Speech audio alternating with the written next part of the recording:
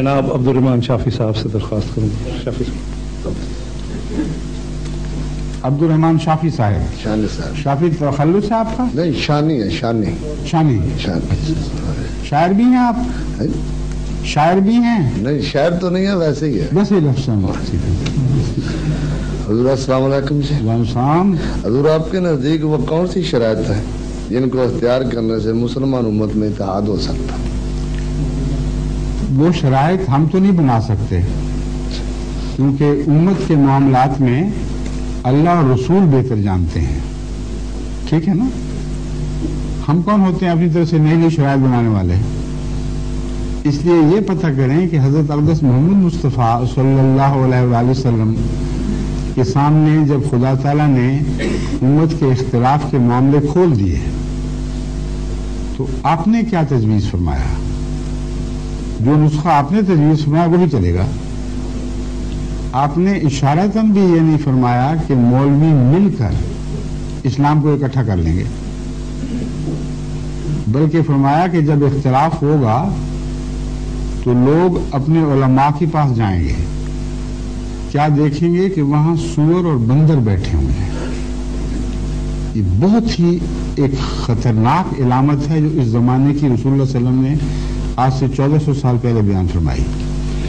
اب امت کا رسول اپنے علماء کو تو گالیاں نہیں دے سکتا، اس لیے یہ کیا بات ہے، عجیب حدیث ہے کہ جب اختلاف ہوگا اور بے چینی پھیل جائے گی تو لوگ لازماً علماء کی طرف جاتے ہیں، تم بتاؤ کیا کرنا ہے، تو وہاں سور اور بندر بیٹھے ہوں گے.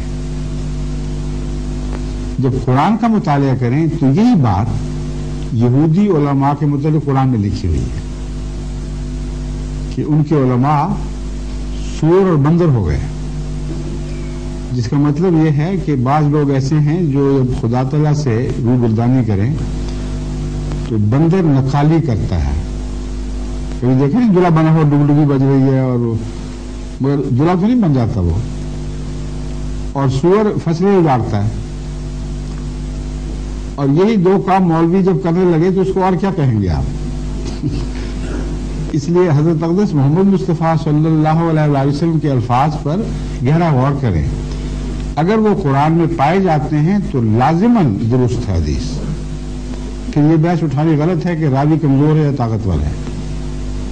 اور دوسری بات، قطعی حدیثوں سے ثابت ہے کہ آن حضرت صلی اللہ علیہ وآلہ وسلم نے فرمایا کہ میری امت بھی آخری دنوں میں یہود کے مشابہ ہو جائے گی. اتنی ملے گی جیسے ایک جوتی دوسری جوتی سے ملتی ہے. اور اگر یہ گناہ یہود نے کیے ہیں تو میری امت میں بھی ہوں گے، اور وہ آج کل ہو رہے ہیں. اس لیے جب امت مشابہ ہو گئی اور قرآن نے پہلی امت کے علماء کا وہ نقشہ کھینچا ہے تو وہ کیوں مشابہ نہیں ہوں گے؟ پھر کیا ہوگا؟ آن حضرت صلی اللہ علیہ وآلہ وسلم نے ان بگڑے ہوئے حالات میں خدا کی طرف سے قائم کردہ امام کا ذکر فرمایا ہے.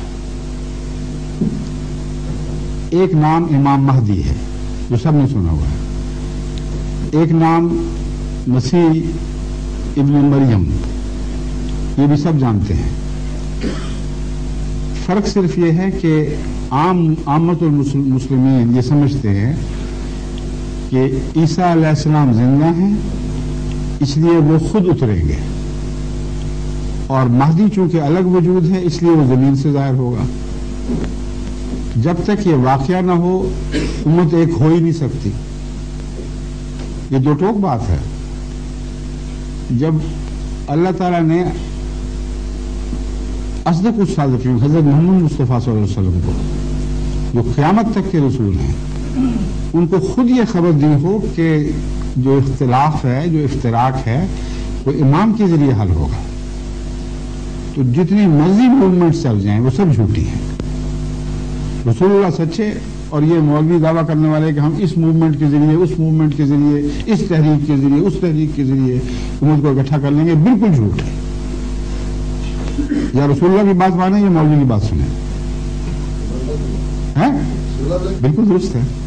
تو آپ نے ایک جگہ بھی بگڑے ہوئے زمانے کے مولویوں کو امت کی اصلاح کا ذمہ دار قرار نہیں دیا. बगैर इस्तिस्ना के हमेशा यही फरमाया मसीह इब्न मरियम नाजिल होगा और इमाम महदी होगा। अब ये बहस अगर तय हो जाए कि इमाम महदी और मसीह इब्न मरियम दो अलग अलग वजूद हैं या एक वजूद है, तो फिर शनाख्त में आसानी हो जाएगी। अब इस ज़मन में सिहाह सित्ता की एक हदीस इब्न माजा का मैं हवाला आपके सामने रखता हूं, जो 1000 साल उससे भी पहले से तयशुदा किताब है। अहमदियत का कोई जिक्र भी नहीं आया था उस वक्त। उसमें ये हदीस दर्ज फरमाई है, लल महदियो इल्ला ईसा। इब्न माजा ने ये हदीस दर्ज की है, लल महदियो इल्ला ईसा, महदी के सिवा और कोई ईसा नहीं होगा। बात ही खुल गई। अगर वो आसमान पर बैठा है और महदी का जमीन से पैदा होना साबित है तो ये तजाद हो जाएगा। और अजीब बात है कि एक आलिम दीन ने भी इस हदीस पर इस वजह से एतराज नहीं किया, कबूल किया या किसको शक भी डाला तो ये बहस नहीं उठाई कि ये कैसे हो सकता है, हदीस यकीनन झूठी है। ईसा जिंदा आसमान पे है, महदी ने जमीन से पैदा होना, एक कैसे हो गया? तो इसके मजमून को कबूल कर लिया गया। और एक ऐसे वक्त में ये हदीस सामने आई है जब कोई दावेदार नहीं था इमाम महदी और ईसा होने का, इसलिए नहीं कहा जा सकता कि किसी झूठे ने अपने मकसद की खातिर बना ली। समझ गए? बस फैसला कुन बात हज़रत ईसा की जिस्मानी जिंदगी है, इस पर गौर फरमाएं। जमात अहमदिया का लिटरेचर कसरत से मौजूद है, मेरी ऑडियो वीडियो कैसेट्स में भी ये मजमून बयान हुआ है। खालिसतन अल्लाह के खौफ के नीचे ये फैसला करे कि पुराने मसीह इब्न मरियम जिंदा हैं या नहीं है। अगर कुरान साबित कर दे कि वो फौत हो गए तो फिर लल महदी इल्ला ईसा की हदीस खूब खुल के सामने आ जाएगी। फिर उसका एक लक़ब होगा इमाम महदी का ईसा।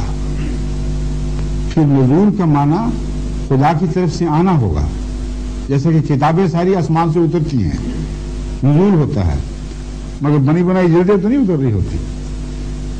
उतरने का मतलब है अल्लाह की तरफ से नाजिल हुई। नबी भी नाजिल होते हैं, तो इसलिए लफ्ज़ नुज़ूल से धोखा नहीं खाना चाहिए।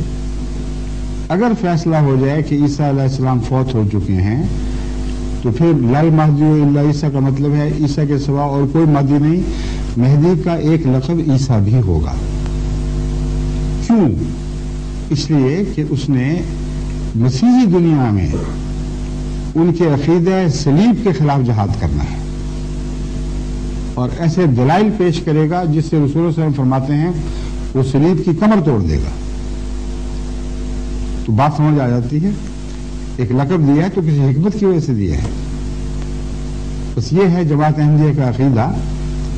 और अगर कोई और बात आपने पूछनी हो या मुतालिया करना हो तो हमारे उलमा या जो दोस्त आपको लेके आए हैं वो आपको किताबें, ऑडियो, वीडियो जो चाहेंगे दे सकते हैं। ठीक है, शुक्रिया।